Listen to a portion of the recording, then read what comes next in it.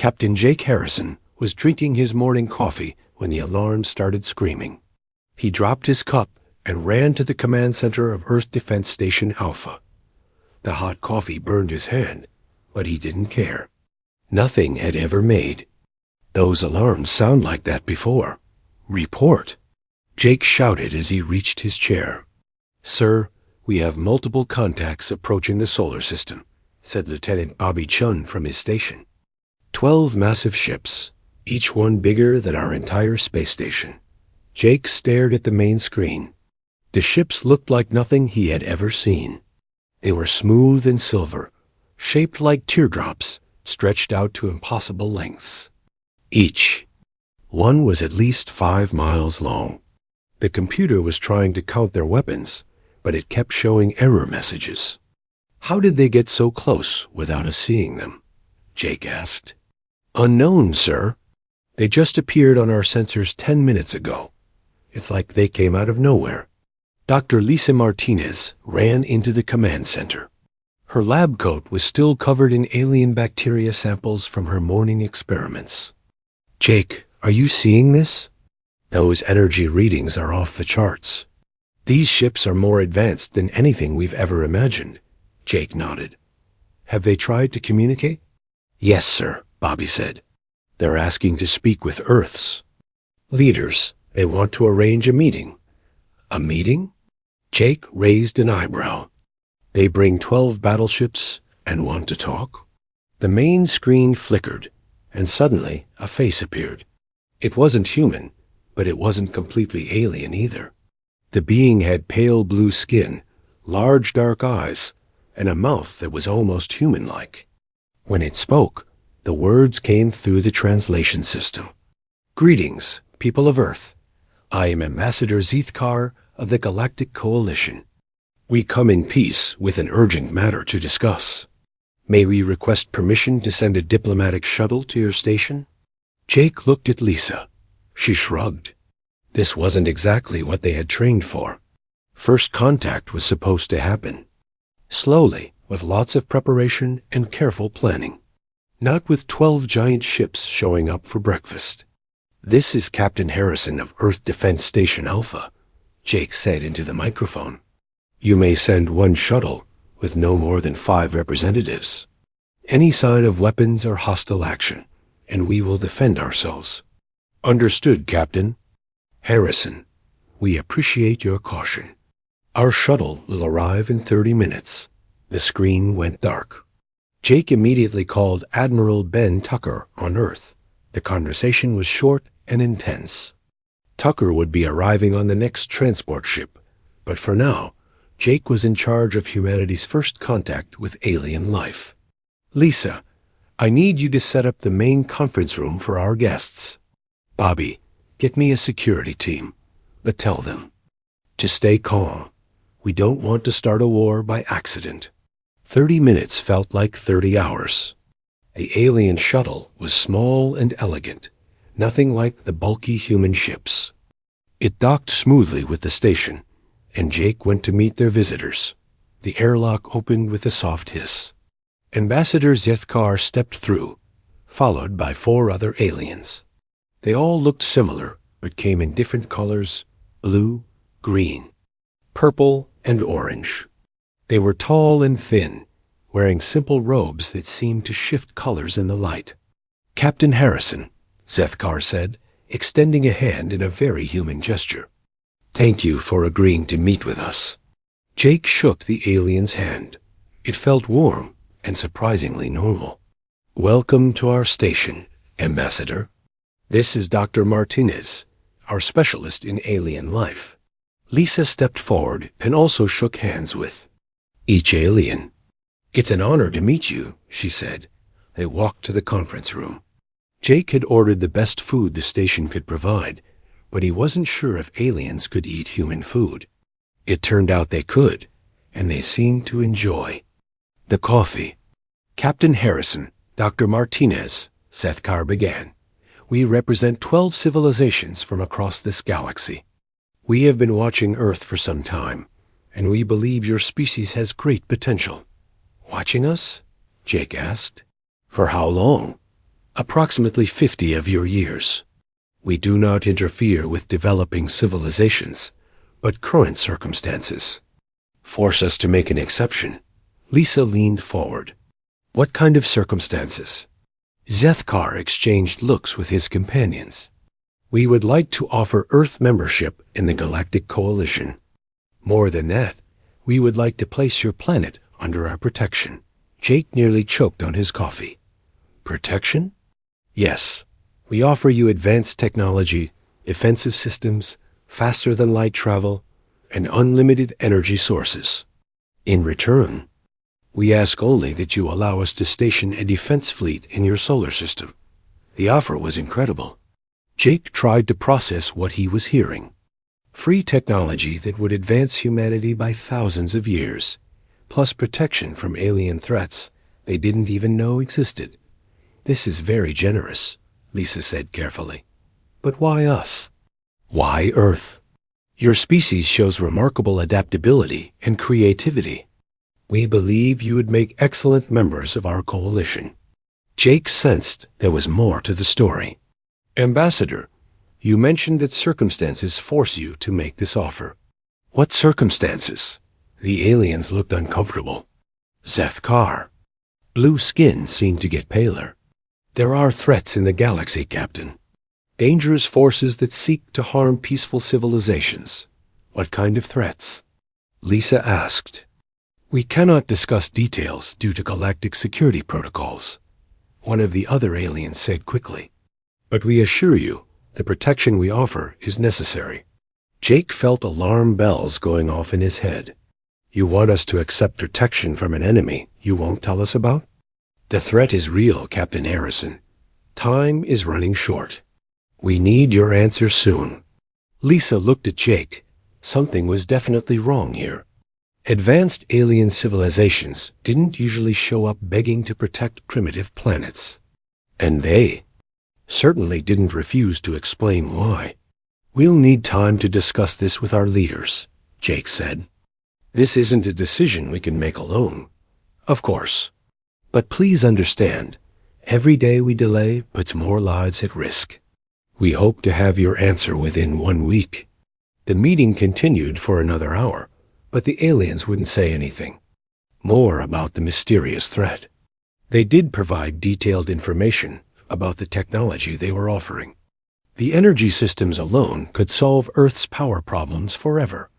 After the aliens returned to their ship, Jake and Lisa sat in the empty conference room. What do you think? Jake asked. I think they're scared, Lisa said. Did you see how nervous they got when we asked about the threat? These aren't conquering aliens offering us a deal. These are refugees looking for help. Help with what? That's the question, isn't it? What could be so dangerous that 12 advanced civilizations need to hide behind a primitive planet like Earth? Jake stared out the window at the alien ships hanging in space like silver daggers. Whatever was coming, it was big enough to scare beings who could cross the galaxy. And somehow, they thought humanity could help them face it.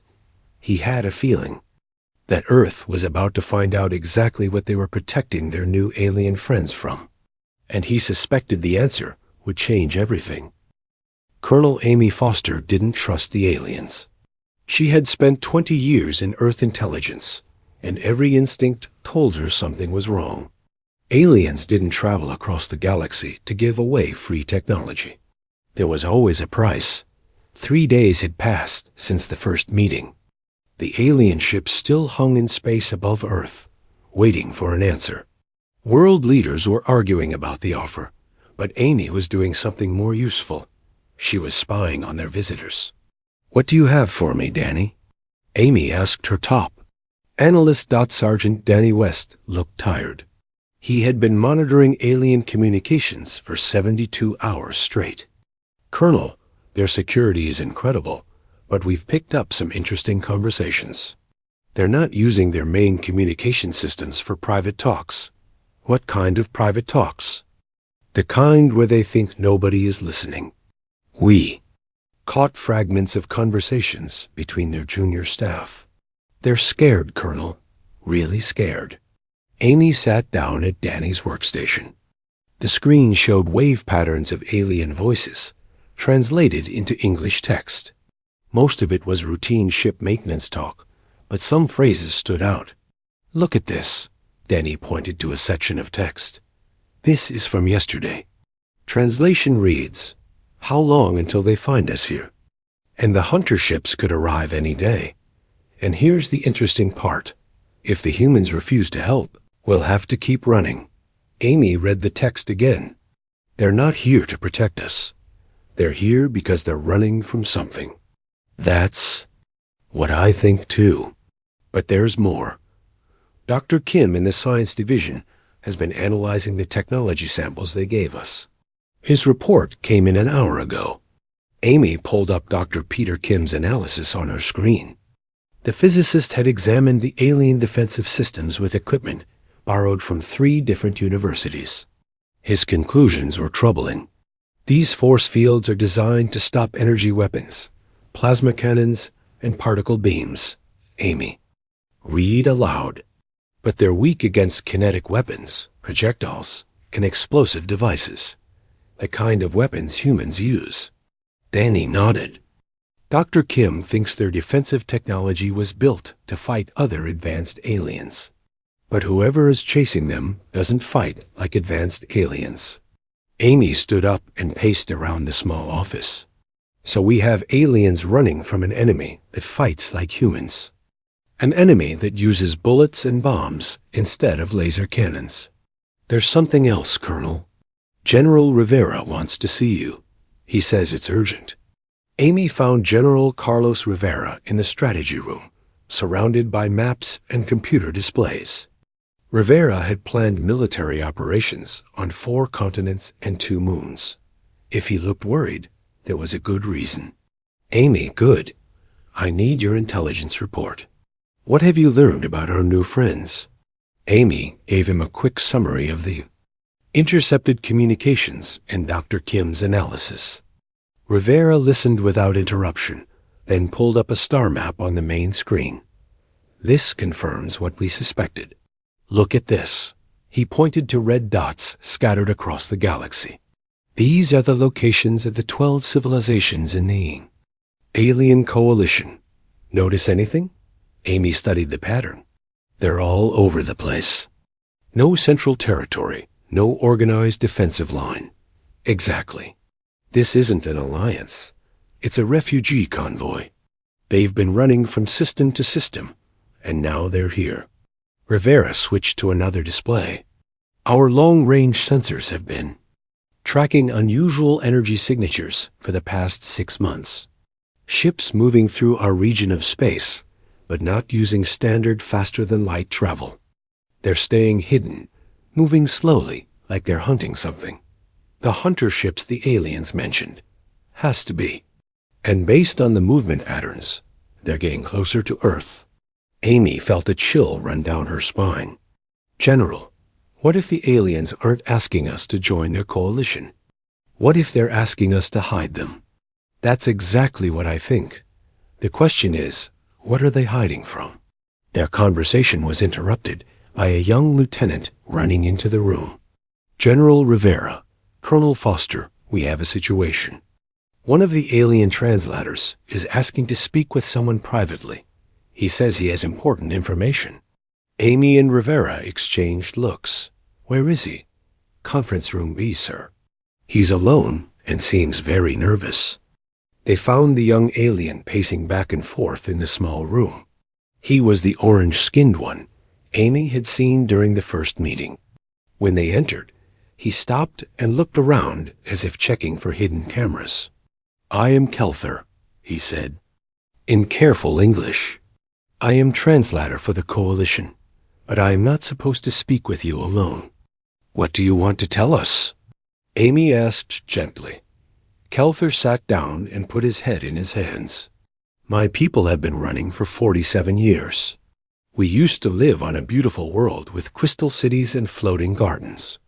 Now we live on ships always moving, always afraid. Afraid of what? The hunter species. They came to our world without warning.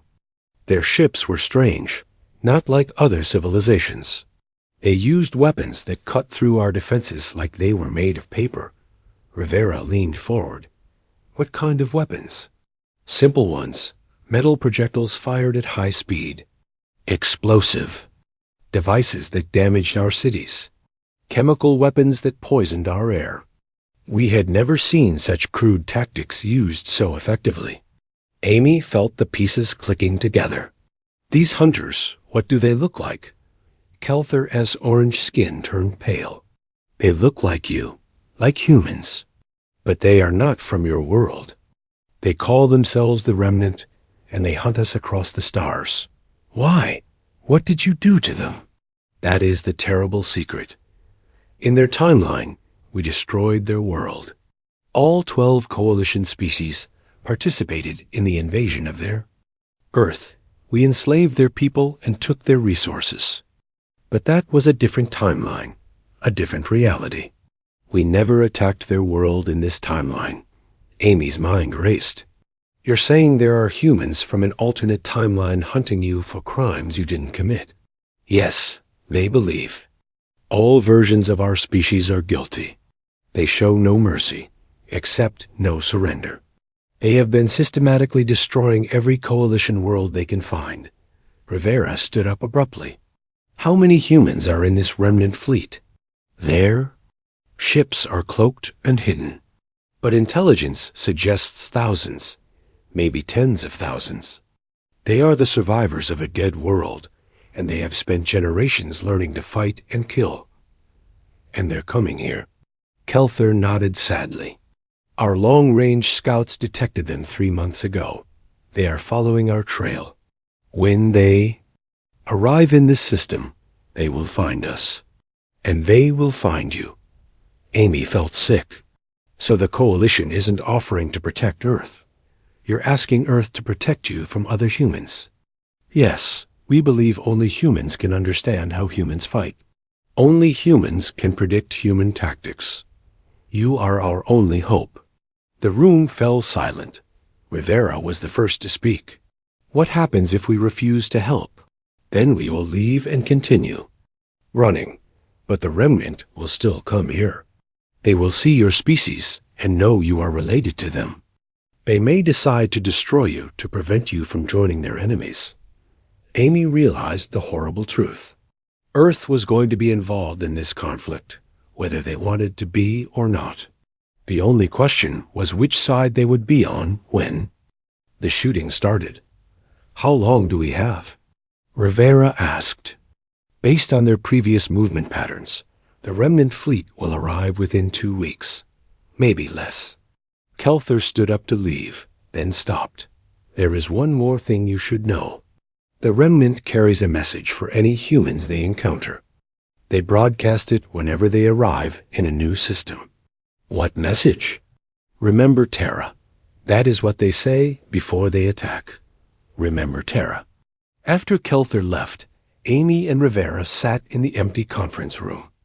2 weeks to prepare for a war against humans from another timeline. Humans who had spent generations learning to fight and kill aliens. We need to tell Earth Command immediately, Rivera said. Amy nodded, but her mind was already working on the moon. Tactical problem. How do you fight an enemy that thinks exactly like you do? How do you defeat humans who have nothing left to lose? She had a feeling they were about to find out. President Helen Clark stood in the Oval Office, staring at the reports on her desk. The papers told an impossible story. Humans from another timeline were coming to kill aliens who had destroyed their Earth. Now those same aliens wanted Earth's help to fight their own species. This is insane, she said to the room full of advisors. We're supposed to fight humans to protect aliens who would have destroyed us in another timeline? Admiral Ben Tucker cleared his throat. Madam President, we don't have much choice. According to our intelligence, the remnant will arrive here, whether we help the aliens or not. And they might see us as enemies just for being in the same system. Secretary of Defense Williams nodded. The aliens have agreed to share their complete historical records with us. They want full transparency about what happened in that other timeline. President Clark sat down heavily. Fine. Let's see what we're dealing with. The main screen lit up with a holographic display. An ancient alien appeared, his skin wrinkled and scarred. This was Elder Vorthan, the oldest surviving member of the Coalition. He had been there when it all started. "People of Earth," the old alien began, "I will tell you the complete truth about our shame and our fear. In the year you call 2089, in a timeline parallel to yours, we made a terrible mistake. The hologram showed images of Earth from that other timeline. The cities looked similar to the ones President Clark knew, but the technology was different. More advanced in some ways, more primitive in others. The Earth of that timeline had developed nuclear weapons and space travel. They were expanding into their solar system, building colonies and military bases. Our coalition saw them as a threat to galactic peace. More images appeared. Alien fleets approaching Earth's solar system. Battles in space around the Moon and Mars. Human ships fighting desperately against superior alien technology. We told ourselves we were preventing a future war. We believed humans would eventually become aggressive and violent, so we decided to act first." President Clark watched in horror as the images showed alien forces bombing Earth cities, millions of people dying, human military bases destroyed from orbit, the planet's defenses crumbling under the alien assault. It took us 6 months to conquer their Earth. We enslaved the survivors and strip-mined their planet for resources. We told ourselves it was necessary for galactic security. The hologram showed humans working in alien mines, their faces blank with despair. Children growing up in prison camps. A proud species reduced to slaves. For 50 years, we used human labor to build our ships and weapons. We thought we had solved the human problem. We were wrong. The images changed. A group of humans escaping from a mining facility. Small acts of sabotage. Secret meetings in hidden places. The beginning of a resistance movement. The humans learned. They studied our technology, our tactics, our weaknesses. They became experts at guerrilla warfare. They learned to use our own weapons against us. Commander Rick Stone, who had been quietly watching from the corner, stepped forward. What happened next? Elder Vorthan's expression grew sadder. The Great Escape. A human military genius named Sarah Walsh led a coordinated breakout from 17 prison facilities. Over 2 million humans disappeared into the asteroid fields and outer planets. The hologram showed human ships, crude but effective, built from stolen alien technology and salvaged human equipment. They were smaller than alien vessels, but faster and harder to detect. We hunted them for years, but they had learned to hide. They hit our supply convoys, destroyed our communication relays, and rescued other human prisoners.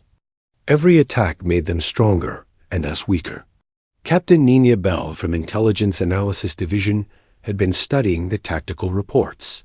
Elder, how did they become so effective against superior technology? Because they thought differently than we did. We built massive ships with powerful shields and energy weapons. They built small, fast ships with kinetic weapons that could punch through our defenses. We fought like an advanced civilization. They fought like survivors with nothing to lose.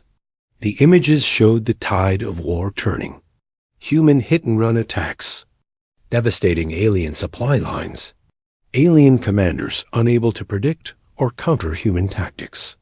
Fear spreading through the coalition forces. The final battle came in 2156. Commander Walsh had united all the human resistance groups into a single fleet. They struck at our main base, while we were planning another sweep of the asteroid belt. President Clark watched the holographic battle unfold. Human ships diving through alien formations, ignoring heavy fire to get close enough for devastating attacks. alien capital ships exploding as human boarding parties destroyed them from inside. We lost 60% of our fleet in that battle. The survivors scattered across the galaxy, but the humans followed us. They had captured our navigation computers and knew where every coalition world was located. Elder Vorthan paused, his old eyes filled with regret. Commander Walsh broadcasted a message to every coalition world. She said the humans would hunt us until every last one of our species was extinct. She said they would remember Terra, and they would make us pay for what we had done. That was 67 years ago, Secretary Williams said. They've been hunting you ever since? Yes, they call themselves the Remnant now. The last survivors have destroyed Earth. They travel in cloaked fleets, striking without warning. They show no mercy to any coalition species, even those who were not involved in the original invasion. Commander Stone studied the tactical data. How many coalition worlds have they destroyed? 43. Each attack follows the same pattern. They study their target for months, learning our defenses and routines. Then they strike with overwhelming force at our weakest points. They use our own predictability against us. President Clark felt sick. And now they're coming here because you led them to us. Yes, our scouts detected their advance ships 3 days ago. The main fleet will arrive within a week. They know we are here, and they know you are here. Dr. Lisa Martinez, who had been reviewing the scientific data, looked up from her tablet. Elder Vorthan, there's something I don't understand. Why?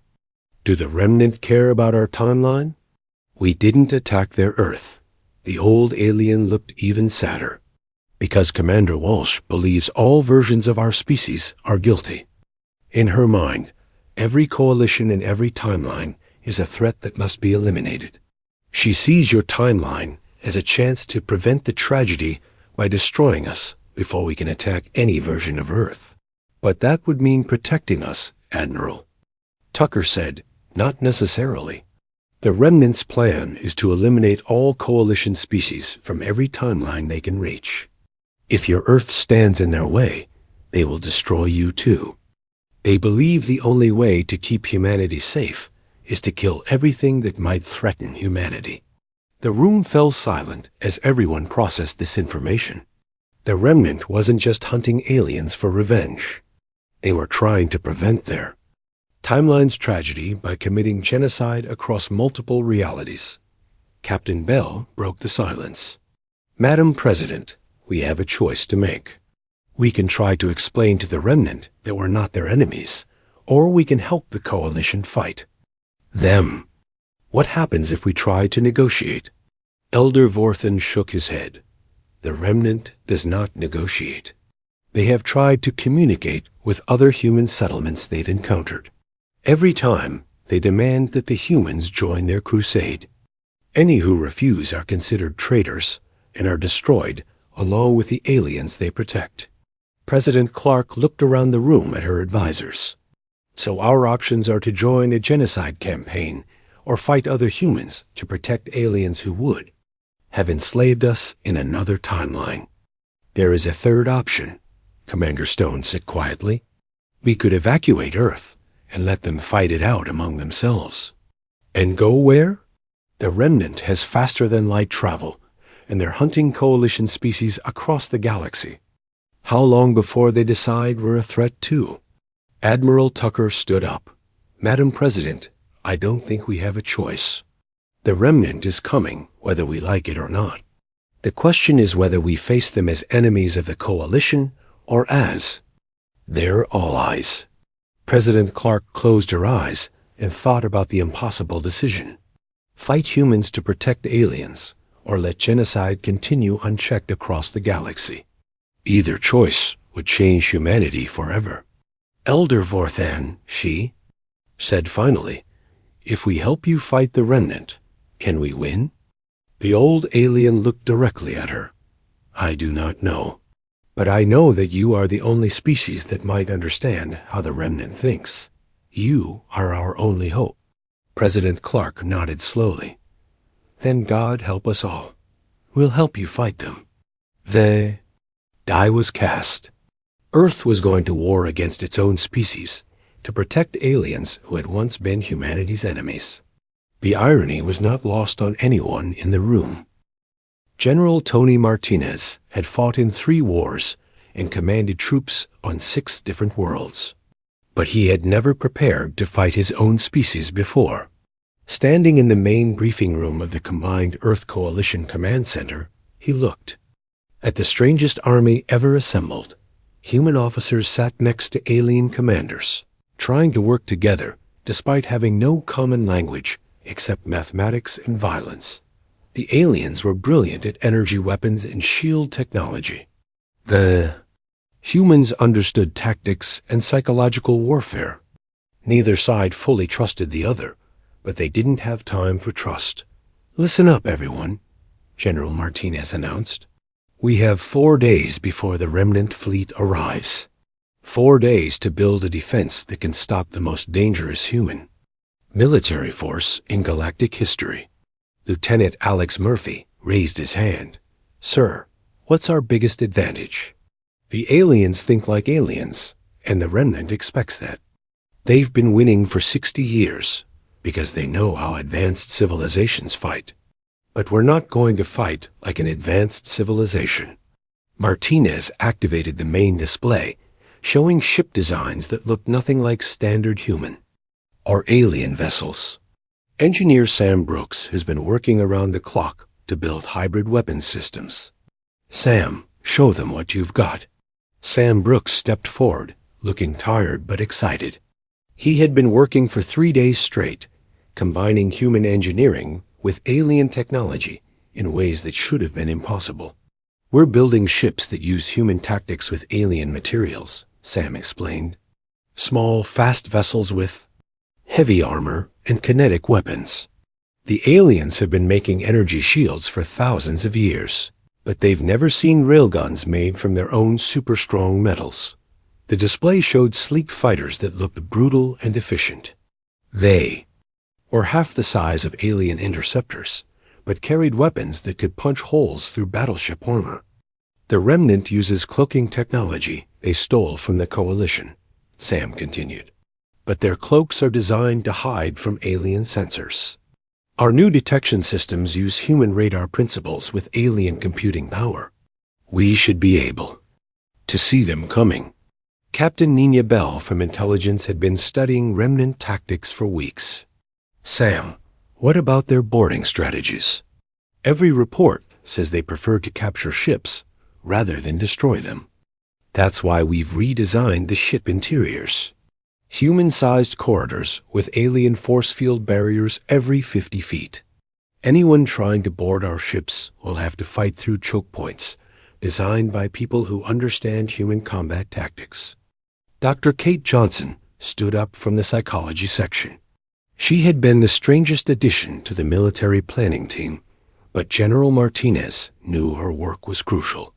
"I've been analyzing remnant behavior patterns from the alien intelligence reports," Dr. Johnson said. "The remnant isn't just seeking revenge. They're trying to prevent their timeline's tragedy from happening again. In their minds, they're protecting humanity by destroying every possible threat." "What does that mean for us?" Martinez asked. "It means they see themselves as heroes, not villains. They believe they're saving humanity from future enslavement.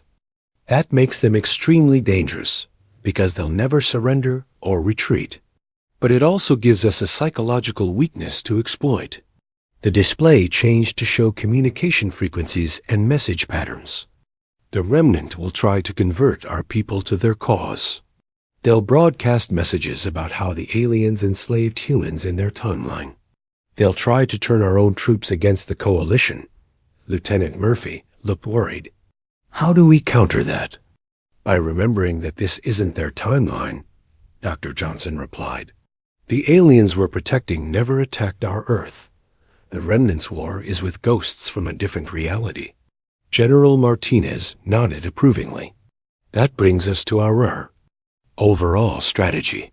We're not going to fight the remnant like the Coalition has been doing. We're going to fight them like humans.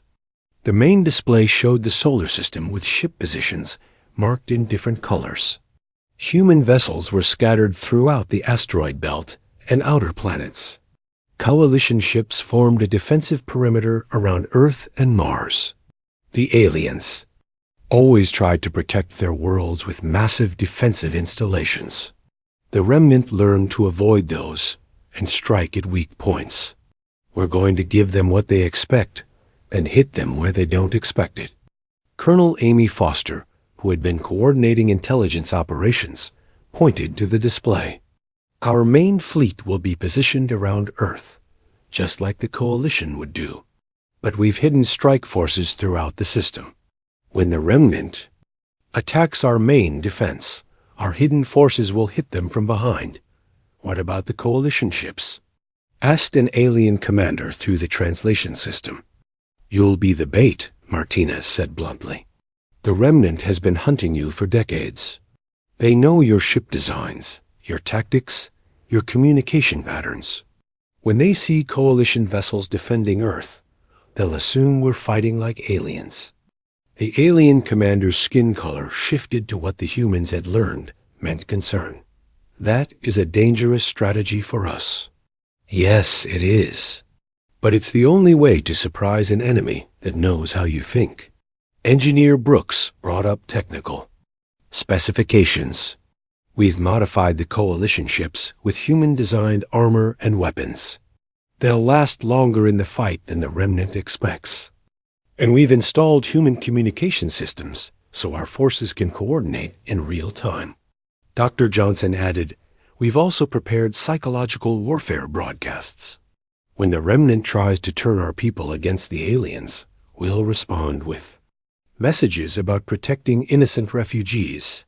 We'll remind our troops that the remnant's enemies never attacked our Earth. General Martinez looked around the room at the mix of human and alien faces. I won't lie to you. This is going to be the hardest fight any of us have ever faced. The remnant has been training for war for 3 generations. They're better fighters, better tacticians, and they have nothing to lose. Then why are we fighting? Them? Lieutenant Murphy asked. Because someone has to. Because genocide is wrong, no matter what timeline you're from. And because, if we don't stop them here, they'll keep killing innocent people across the galaxy.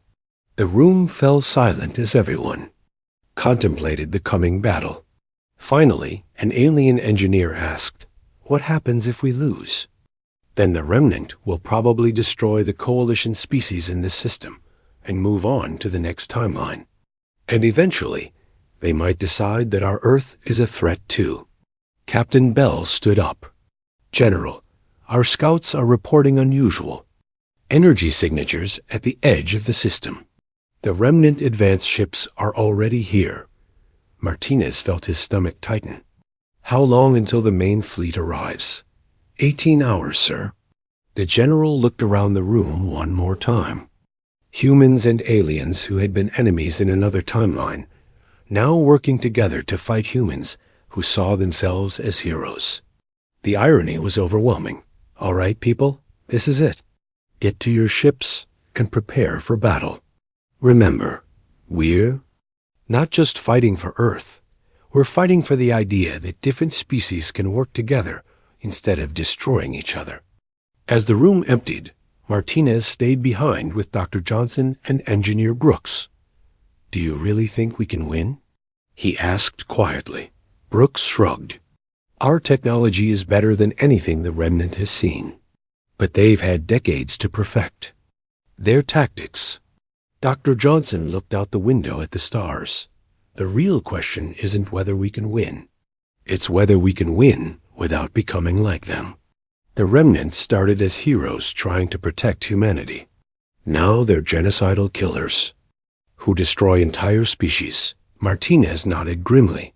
Then we better make sure we don't lose ourselves in this fight. Outside, human and alien ships moved into position for the most important battle in galactic history. In 18 hours, they would learn whether cooperation could defeat vengeance, whether different species could unite against a common enemy. and whether humanity could fight its own worst impulses and win. The remnant was coming, and Earth was ready to meet them. Fleet Admiral Jack Cooper watched 300 ships appear out of nowhere at the edge of the solar system. The remnant fleet had arrived exactly when their intelligence predicted. The ships were dark and angular, built for war and nothing else. They looked like metal sharks hunting in deep space. "All stations, battle stations," Cooper announced across the communication network. "This is what we trained for." The remnant ships moved in perfect formation toward the inner solar system. Their cloaking technology flickered on and off as they tested Earth's new detection systems. Cooper smiled grimly. Sam Brooks had done his job well. The human-alien hybrid sensors could see every enemy ship clearly. "Admiral, we're receiving a transmission from the remnant fleet," reported Communications Officer Lara Price.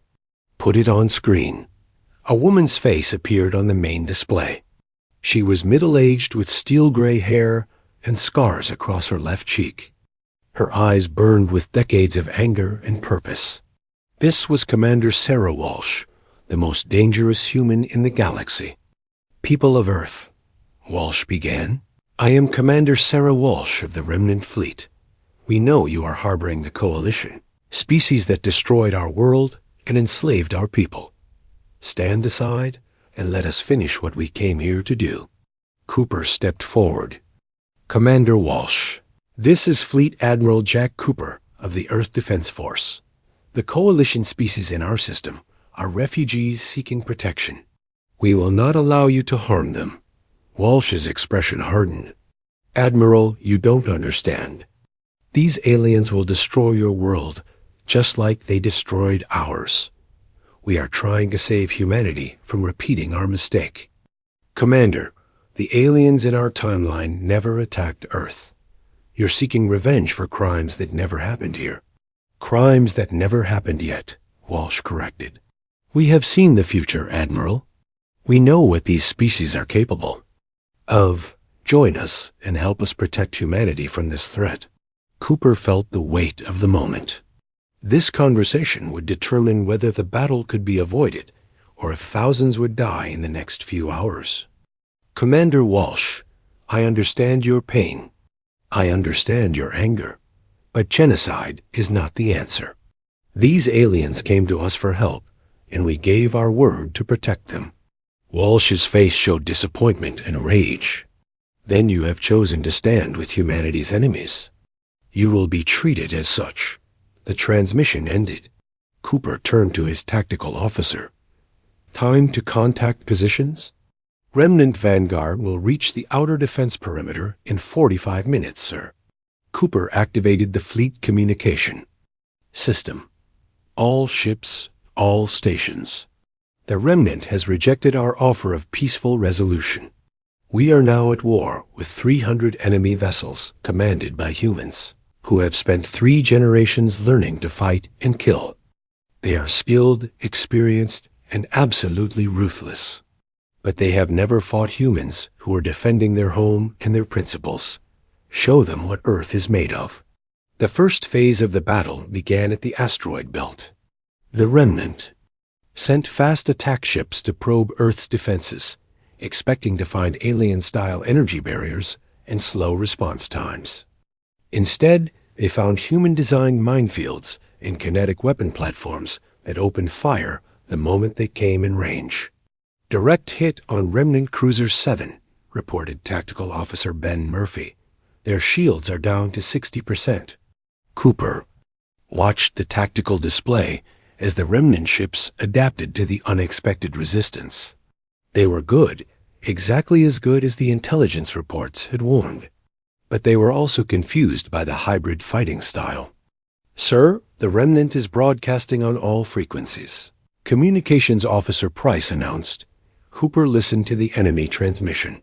Commander Walsh was speaking directly to the human crews. "Brothers and sisters, why do you fight for the species that would enslave you? These aliens destroyed our Earth and killed billions of our people. Join us and help us protect humanity." "Put me on all frequencies," Cooper ordered. Attention all Earth Defense Force personnel. The enemy is trying to turn you against your allies. Remember that the aliens we protect never attacked our Earth. Remember that we gave our word to defend innocent refugees. Remember that we fight for the principle that different species can work together in peace. The psychological warfare continued as the main battle began.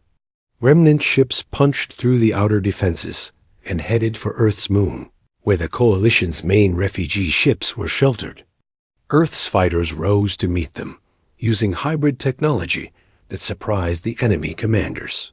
"Admiral, our new ships are performing better than expected," reported Captain Nina Bell from her fighter squadron. The Remnant doesn't know how to fight human tactics with alien materials. But the Remnant was learning fast. They adapted their formations and began targeting the hybrid ships specifically. The battle became a deadly chess game between human commanders who understood each other too well. "Sir, Remnant breakthrough in Sector 7, Murphy announced.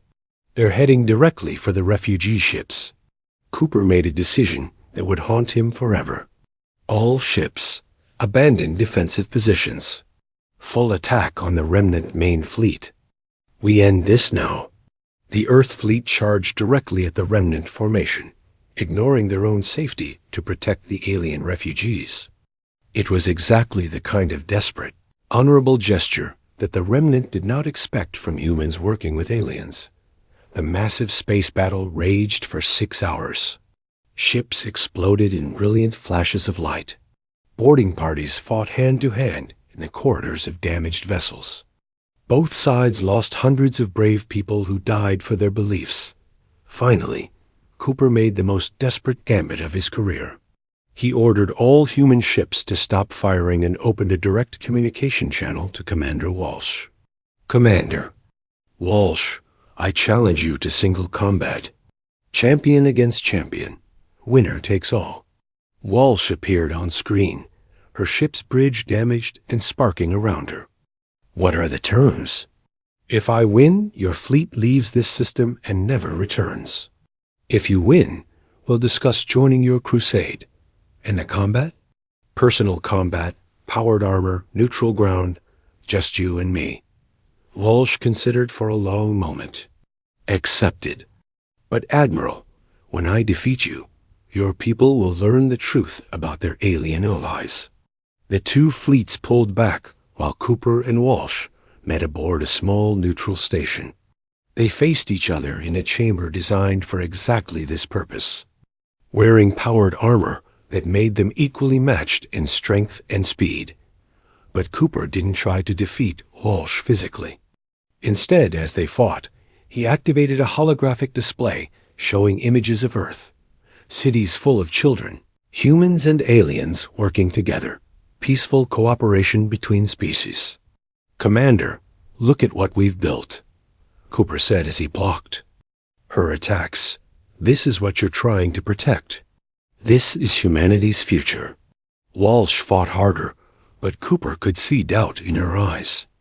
"Your timeline is different," she admitted between sword strikes. "But it will end the same way. The aliens will betray you." "Maybe, but isn't it worth the chance? Isn't peace worth the risk?" Their fight continued for 30 minutes. Finally, Walsh lowered her weapon. "Show me more," she whispered. Cooper displayed recordings of human children playing with young aliens, of joint scientific projects, of the refugee camps where coalition species waited hopefully for news of the battle. "We could have had this," Walsh said, tears streaming down her face. "If we had been stronger, if we had been better, we could have had this instead of war." "It's not too late," Cooper said gently. "You could have this. There are other galaxies, other worlds. You could build instead of destroying." Walsh removed her helmet and looked directly at Cooper. "If we leave, if we stop the hunting, what guarantee do we have that your timeline won't end like ours?" "None. But I promise you this. If the aliens ever betray us, if they ever threaten humanity, we'll remember your warning. We'll be ready," Walsh nodded slowly. The remnant will leave this system. We'll find empty worlds to colonize, places where we can build the future we lost. But Admiral, if your aliens ever show their true nature, if they ever become the threat, we know they can be, we'll return. I understand. And we'll be ready for that day if it comes. The remnant fleet departed the next morning, disappearing into the vast galaxy to find their own future. The coalition species remained on Earth as honored guests and eventual partners in humanity's expansion to the stars. Fleet Admiral Cooper stood on the observation deck of Earth Station Alpha, watching alien and human ships working together to repair the damage from the battle. The war was over, but the real work was just beginning. Dr. Emma Price from the Temporal Physics Department joined him at the window. Admiral, do you think we made the right choice? Cooper thought about Commander Walsh and the pain in her eyes, about the refugees who would live to see another day, about the future that remained unwritten. I think we made the human choice, he said finally. We chose hope over fear, cooperation over isolation. Whether that makes it right or wrong, history will decide. Below them, human and alien engineers worked side by side to build humanity's first truly interstellar civilization. The galaxy was vast and full of dangers, but for the first time in either timeline, humans and aliens faced the future together.